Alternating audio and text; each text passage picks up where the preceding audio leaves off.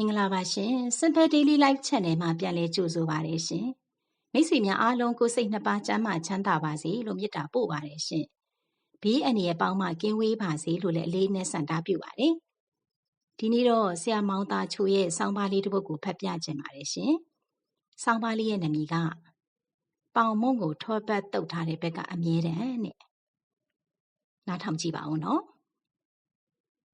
ပေါင်မုံကိုထောပတ်တုတ်ထားတဲ့ဘက်ကအမြဲတမ်းသမီးရေ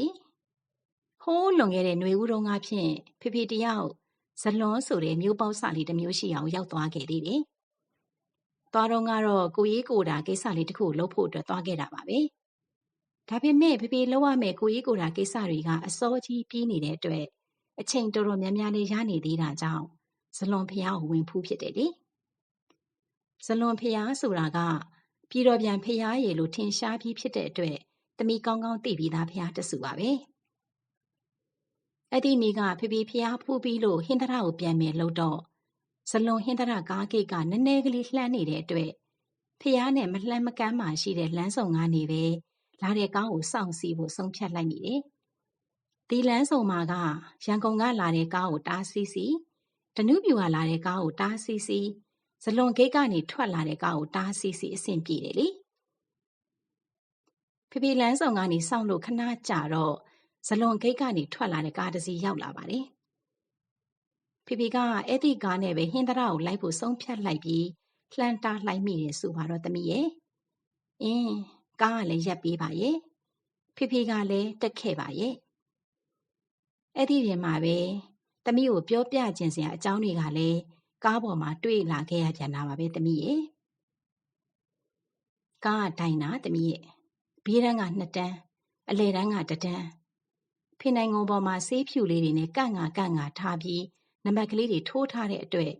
သူ့နေရာနဲ့သူထိုင်ရမယ်ဆိုတဲ့သဘောပါပဲဒါပေမဲ့အဲ့ဒီနေ့ကဂိတ်ကစထွက်လာပြီးကလေးကကားပေါ်မှာလူတော်တော်ပါတဲ့အတွက်ထင်ပါရဲ့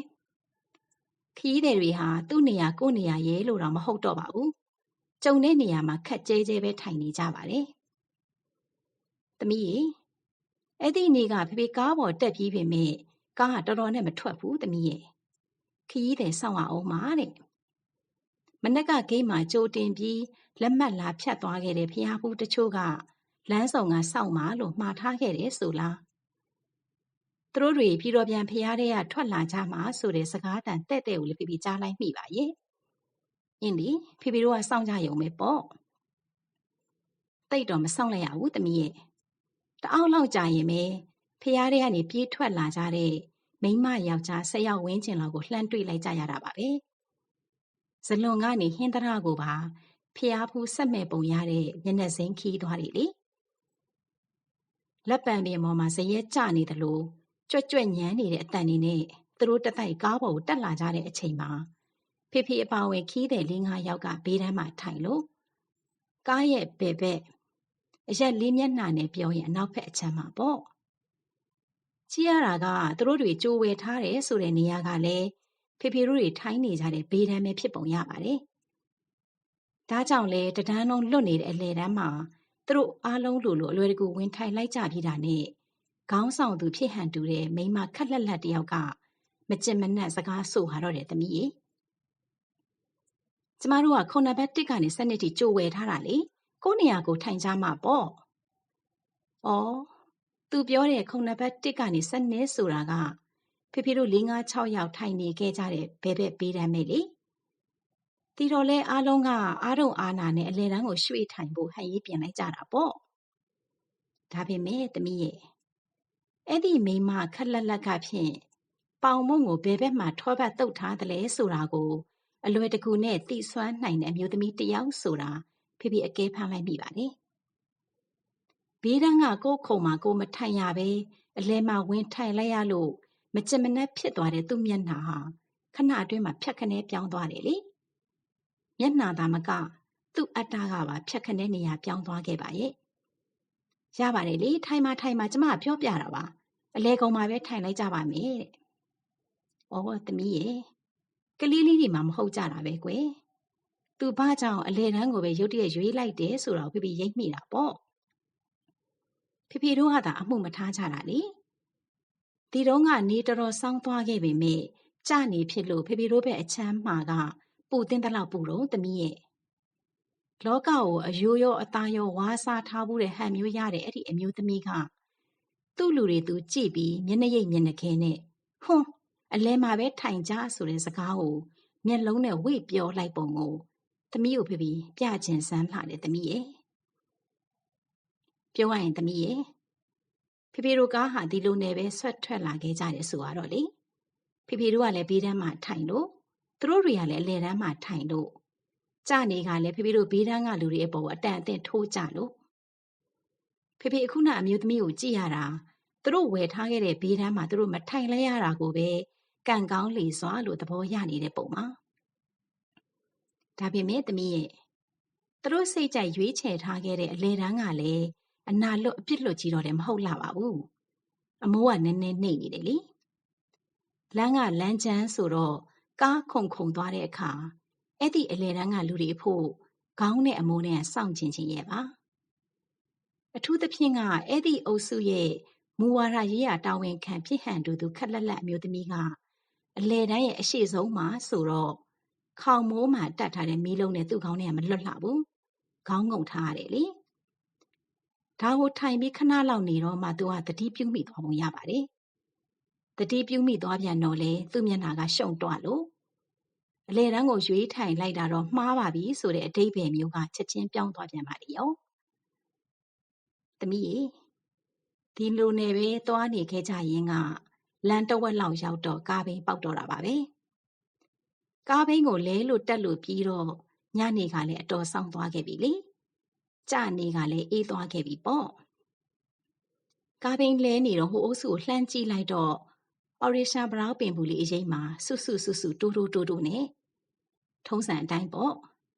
မူဝါဒရေးရာတာဝန်ခံနဲ့တူတဲ့အရွယ်ခက်လက်လက်အမျိုးသမီးကပဲမျက်နှာကိုမဲ့ကရွဲ့ကတွန့်ကခောက်ခါနဲ့ဥဆောင်ပြောနေပါလေရဲ့ဒါနဲ့ခီးတွေကားပေါ်ပြန်တက်ကြတော့ခုရင်ကအမျိုးသမီးကဖြိုးဖြဆိုသလိုကားပေါ်ဥအောင်တက်သွားပြီးဖေတို့ထိုင်ခဲ့တဲ့ဘေးတန်းမှာထိတ်ဆုံးကနေရာယူလိုက်တယ်လေပြီးတော့သူ့လူတွေကိုလည်းဘေးတန်းမှာပဲထိုင်ကြဖို့စော်ဩနေပြန်ပါလေရဲ့ကဲဟေးထိုင်ကြကိုယ့်နေရာနဲ့ကိုယ်ပဲကောင်းပါတယ်တဲ့။အော်လောကရဲ့အပြောင်းအလဲမြန်ဆန်လွန်းလှသောအမှုရာများနေထိုးနေတော့ကတော့အလဲတန်းမှာပဲနေလိုက်ပါတော့မယ်တဲ့။နေအေးသွားတော့ဘေးတန်းကိုယ့်နေရာမှာပဲကိုပြန်နေပါတော့မယ်ဆိုလား။ဖေတို့ကလည်းလေဘာမှမဖြစ်တော့တဲ့နေရာကလေးတစ်ခုအတွက်အချိန်တိုတွေအတင်းမှာစကားပြောမနေချင်တော့တာနဲ့အလဲတန်းမှာပဲဝင်ထိုင်ခဲ့လိုက်ကြပါတယ်လောကကြီးမှာခင်တွယ်စရာမကောင်းသောစိတ်အစဉ်အကွက်နဲ့ခီးထွက်လာကြသူများသမီးရေမုံလာကင်းကိုဝေစုခွဲမယ်ဆိုတော့ကတော့မြေကြီးအောက်ကဥတွေကိုပဲယူပါမယ်လို့ဆိုပြီးကစုံခင်းကိုဝေစုခွဲချိန်မှာတော့မြေကြီးအထက်ကအရွက်တွေကိုပဲယူပါတော့မယ်ဆိုတဲ့ယုံလူလေအကြောင်းကိုပုံမြင်တစ်ပုဒ်ထဲမှာဖတ်ဖူးတယ်ဟိုးတခါတော့ကလည်းအိမ်မှာမိသားစုတွေစုံလင်နဲ့လူတွေများနေတဲ့အချိန်မှာအဝတ်လျှော်တဲ့အမကြီးကိုလာကားနဲ့လှုပ်ဖို့ပြောခဲ့ပေမဲ့မိသားစုတစ်ယောက်စနှစ်ယောက်စပဲအိမ်မှာရှိရောအထက်အရေးအတွက်နှုံးနဲ့လျှော်ဖို့စကားပြင်ခဲ့တဲ့မိန်းမကြီးတယောက်ကိုရက်ွက်ထဲမှာတွေ့ဘူးတယ်တခါသားကြပြန်တော့လေចောင်းသားကလေး9ယောက်စ10ယောက်စရှိနေတော့ကတော့တယောက်ချင်းနှုံးနဲ့လဆာရှင်းပေးနေခဲ့ပြီးမထင်မှတ်ပဲចောင်းသားတွေလည်းရာကျော်ရှိလာရောလာကအပြတ်သဘောနဲ့ပေးကျင်လာတဲ့တင်နန်းတီထောင်သူတူကိုစာသင်ခန်းထဲမှာတွေ့ဘူးပြန်တယ်။သမီးရဲ့ပေါင်မုံကိုဘယ်ဘက်မှာထောပတ်တုတ်ထားတယ်လဲဆိုတာကိုသိတာဟာဖြင့်အပြစ်ကြီးတစ်ခုတော့လည်းမဟုတ်ပါဘူး။သိလဲသိတဲ့မှာရဲ့ရွေးလဲရွေးချယ်တဲ့မှာရဲ့ဒါပေမဲ့လေထောပတ်တုတ်ထားတဲ့ဘက်ကိုပဲအမြဲတမ်းယူမယ်ဆိုတာကြပြန်တော့သူတစ်ပါးကိုလုံးဝအခွင့်အရေးမပေးတယ်လို့ကြီးဖြစ်မနေဘူးလားနေပူတော့အလဲတန်းမှာထိုင်မယ်နေအေးတော့ဘေးတန်းပြန်ထိုင်မယ်မိုးရွာရင်အလဲတန်းပြန်ရွှေ့မယ်မိုးတိတ်ရင်ဘေးတန်းပြန်ထိုင်မယ်တခြားသောလူတွေကအမြဲတမ်းကိုယ်ရွေးကြကိုစောင့်နေကြရမှာလေလားသမီးရဲ့ ဖေဖေတို့လည်းပေါင်မုံကိုထောပတ်တုပ်ထားတဲ့ဘက်ကပဲကြိုက်တတ်ကြတယ်ဆိုတာကိုဇလွန်ဟင်းသရသွားဒိုင်နာကားပေါ်ကမိန်းမခက်လက်လက်တယောက်ကိုဖြင့်သိစေချင်လိုက်တာလေ